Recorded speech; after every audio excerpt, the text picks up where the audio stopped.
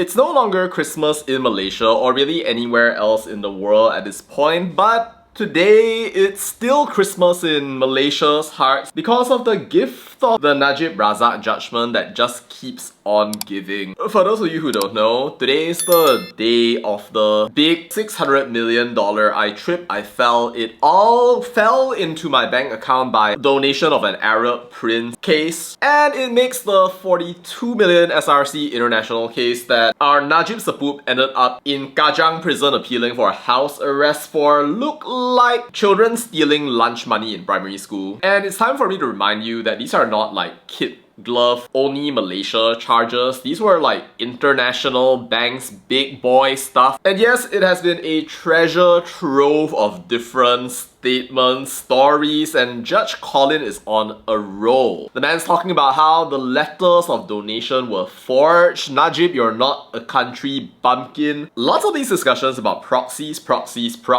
one after another as the judge reads judgments out from 9 AM. Well, our Najib Saput was just found guilty and the penalty is like 5 times the amount that was apparently misappropriated, so like billions of ringgit in fines for our former Prime Minister, savior of the world. And we're not even talking about the fact that the letter was allegedly forged right here, which is like, are they gonna charge him again? Wow, who knows? But you know, the reason I call this Najib Razak situation is cause it's not just about the court case, it's about the whole drama that has led us here to this point in Malaysian history, with people somehow complaining, screaming, buses of supporters outside the court, hoping and praying that Bossku will not be found guilty. Such great moral support, almost like all the people of Earth praying for Goku's spirit bomb. Probably gonna ask for more clemency, another royal pardon like what Anwar had. It's not about the money, it's all about making sure that this old man doesn't suffer. All of them out there hoping for the hardship to ease. It is truly touching, and I just have to ask, why?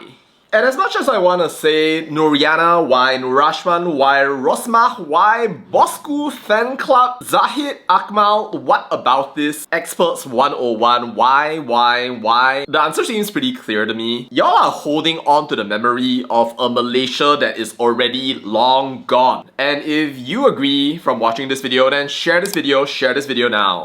See, I get it, right? BN was a time when Malaysia seemed like it was actually working, the money was flowing, everyone got a cut off Malaysia. Malu apa Bossku, as long as the people are happy. Bro, there's even a guy calling out Akmal and telling him to beswara right now. I look forward to the fireworks here, as all of these people find themselves potentially guilty of contempt of court, doing everything in their earthly power to show their support. And if you think about it, it is quite sad. I can tell you for a fact that most of these people would not care about this kind of thing if they weren't so damn feudalistic, if there were actually a strategy to put up leaders into power again and not be obsessed with the legacy of a famous political family, or think that this guy remains the hero even when they've not seen any evidence to suggest that that's actually the case, because they are trapped in a delusion that they cannot escape from. What-aboutism that they're gonna probably keep on talking about even as they ask, why didn't Ismail Sabri get caught? What about the Terawong case and any number of other things out there, because somehow they hope that there'll be a hashtag grand amnesty and their leaders can keep on going and screwing them over no matter how many times this happens. So when are they going to move on? I don't know, man. Like, maybe never?